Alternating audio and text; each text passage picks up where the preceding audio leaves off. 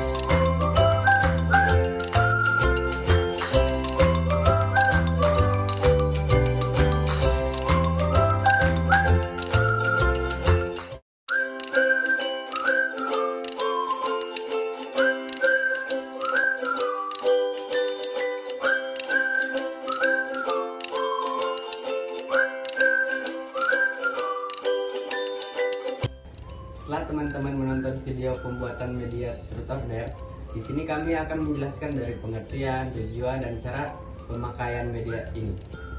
Yang pertama dari pengertian terlebih dahulu. Nah, dalam bimbingan konseling, istilah media truth or dare ini merujuk pada suatu pendekatan atau teknik elemen yang menggunakan permainan media truth or dare, yang dimana sebagai alat untuk membangun motivasi, mengungkapkan perasaan, pikiran, atau pengalaman mereka. Nah, media truth or dare ini juga dapat membangun kepercayaan dalam klien dan menghilangkan rasa ketidaknyamanan. Jadi dalam media truth or dare sendiri bisa dilakukan dalam hal-hal kegiatan bimbingan dan konseling. Oke, setelah teman-teman sudah mengetahui tentang pengertian bimbingan konseling menggunakan media truth or dare, nah di sini kami akan menjelaskan tentang tujuan media truth or dare dalam bimbingan konseling. Nah, yang pertama adalah membuka komunikasi. Nah, permainan ini tuh dapat membantu mengatasi hambatan komunikasi dengan menciptakan suasana santai.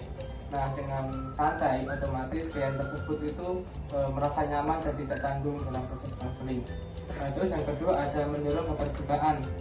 Nah, setelah klien sudah merasa santai dan nyaman, maka si klien tersebut dalam bimbingan konseling itu dapat mengalami keterbukaan dan tidak tanggung dalam proses bimbingan konseling.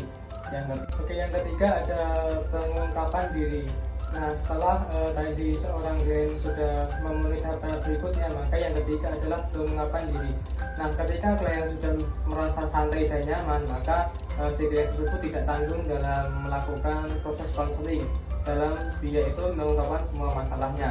Nah, media BK ini, Truth or Dare ini adalah untuk menjawab pertanyaan dan juga tantangan yang ada dalam permainan Truth or Dare.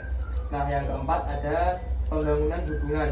Nah, pembangunan hubungan di sini itu melibatkan seorang konselor dan juga klien, yang mana konselor dan klien dalam hubungan ini itu merasa saling santai dan nyaman dikarenakan menggunakan media yang santai, dan klien tersebut merasa aman, nyantai, dan juga dia dalam mengungkapkan masalahnya tersebut. Yang kelima ada pengembangan keterampilan. Nah, yang dimaksud pengembangan keterampilan adalah konselor yang pertama itu harus bisa mempunyai keterampilan dalam menggunakan media BK agar ada variasi dalam proses konseling dan juga dapat mempermudah dalam proses konseling. Nah, dalam keterampilan dari sisi kliennya, si klien dapat menggunakan media ini seperti memutar, terus yang mana karir, masuknya ke karir terus masuk gitu, seperti itu. Nah, jadi intinya tujuan dari bimbingan konseling menggunakan media Truth or Dare ini adalah untuk mempermudah proses konseling, yang mana konselor dengan menggunakan media ini, klien akan merasa nyantai dan nyaman dalam mengungkapkan semua masalahnya. Setelah dijelaskan pengertian dan tujuannya, selanjutnya kami akan menjelaskan bagaimana sih cara menggunakan media ini. Dalam cara pakaiannya kita bisa memutar roda putarannya seperti ini, putar saja, set, ada, dan tunggu berhentinya di mana. Nah, panah ini menunjukkan ke Dare. Kita cari bingkisan-bingkisan ini yang bertulisan Dare.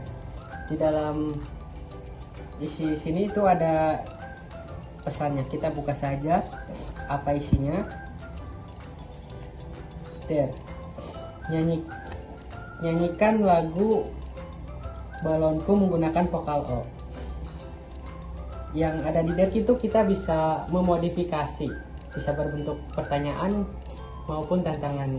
Nah, mengapa sih? Agar sesi konseling itu berjalan menarik gitu, tidak canggung. Jadi inti penggunaannya adalah ketika panahnya itu menunjukkan ke suatu tulisan yang ada di sini, maka kita ambil pertanyaan-pertanyaan yang ada di sini sesuai dengan panah yang mengarah ke poros ini. Jadi dapat disimpulkan ketika siswa memutar poros ini dan misalnya mendapatkan motivasi, maka kita sebagai konselor itu bisa memberikan motivasi kepadanya. Nah, kemudian kan di sini ada your hope, artinya apa harapannya. Kenapa sih tidak dituliskan di sini? Karena your hope itu untuk memberikan skill komunikasinya atau pengungkapan perasaan. Jadi dia langsung bicara gitu, nggak harus ditulis di sini. Nah, mungkin itu saja dari cara penggunaannya. Sekian video dari kami, semoga video ini bermanfaat bagi siapapun yang melihatnya. Sekian dari saya, Muhammad Dimas Sultan. Saya Muhammad Riyadi. Saya Abdullah Nur. Kami undur diri. Apabila ada kesalahan kata maupun kekurangan dalam video ini, kami mengucapkan minta maaf sebesar-besarnya. Assalamualaikum warahmatullahi wabarakatuh.